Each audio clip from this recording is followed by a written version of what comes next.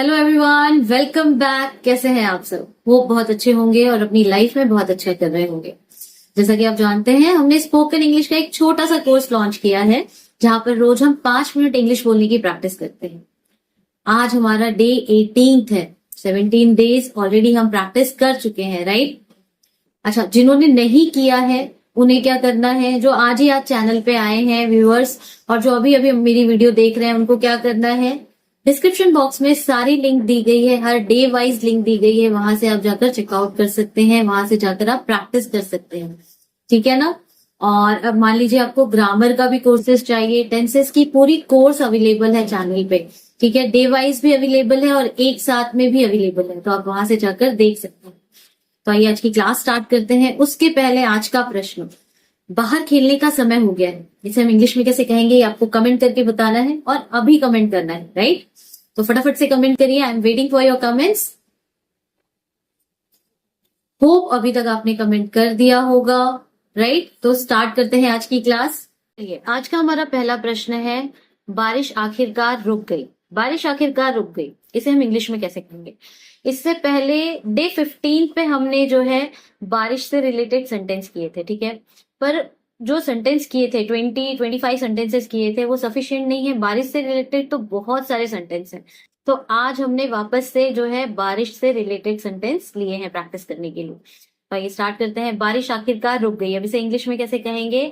The rain has finally stopped. The rain has finally stopped. साथ में practice करिए। The rain has finally stopped. ठीक है, the rain has finally stopped. The rain has finally stopped. अगला sentence ले लेते हैं। चलो बारिश में सैर पर जाते हैं। अक्सर हमें मन करता है ना, बारिश हो रही है तो चलो घूम कर आते हैं। तो इसे हम इंग्लिश में कैसे कहें? Let's take a walk in the rain. Let's take a walk in the rain. Let's take a walk in the rain.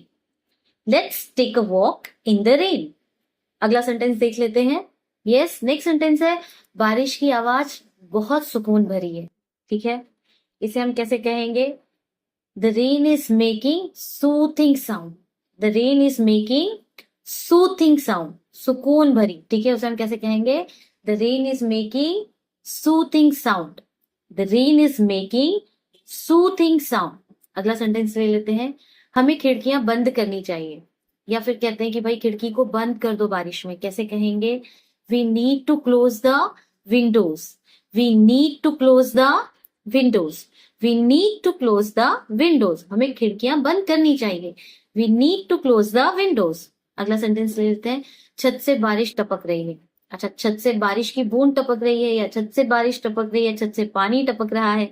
इसे हम इंग्लिश में कैसे कहेंगे? The rain is dripping from the roof. The rain is dripping from the roof. The rain is dripping from the roof. Clear है? टपकना, dripping. The rain is dripping from the roof. बहुत easy है English बोलना।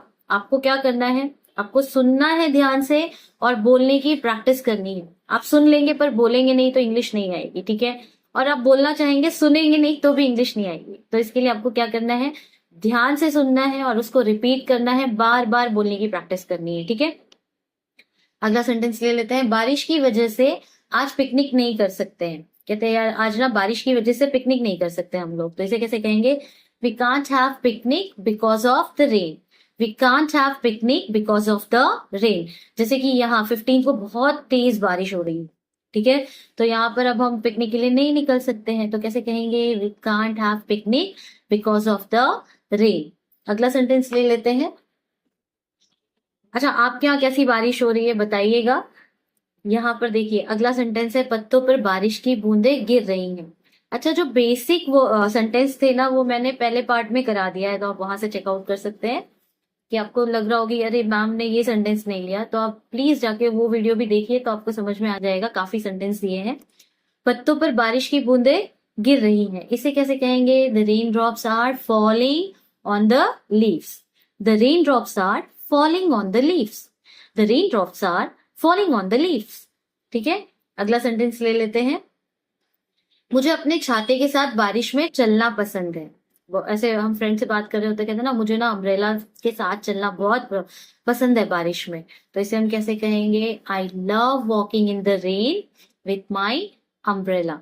I love walking in the rain with my umbrella. मान लीजिए आप कहना चाहते हैं कि मुझे बारिश में चलना बहुत पसंद है, तो इसे हम कैसे कहेंगे? I love walking in the rain. I love walking in the rain.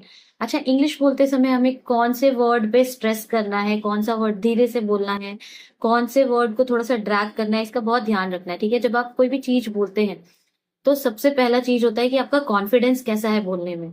अगर इसी चीज को कहें I love walking in the rain, मान लो आपको आ रहा है बट सामने वाले को लगेगा कि अरे इसको तो आता ही नहीं, तो क्या करना है? सबसे पहला होता है कॉन्फिडेंस, दूसरा आपका होता है body language. Body language is very very essential. ठीक है, आपका गेस्चर कैसा है वो बहुत मायने रखता है। मान लीजिए आप कोई हैप्पीनेस वाली बात बता रहे हैं और आप मुंह लटका के बता रहे हैं, तो वो जो है सही नहीं है ना। और मान लीजिए आप कोई सैड चीज बता रहे हैं और आप बहुत ही हैप्पीनेस से बता रहे हैं, तो that is also not correct.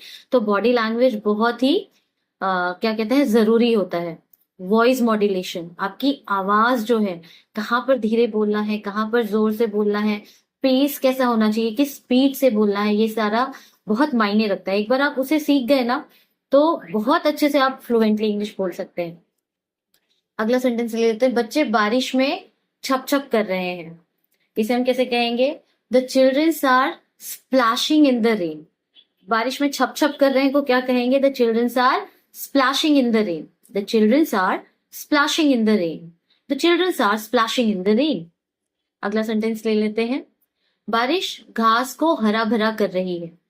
बारिश घास को हरा भरा कर रही है, इसे हम कैसे कहेंगे? The rain is making the grass greener. The rain is making the grass greener. The rain is making the grass greener.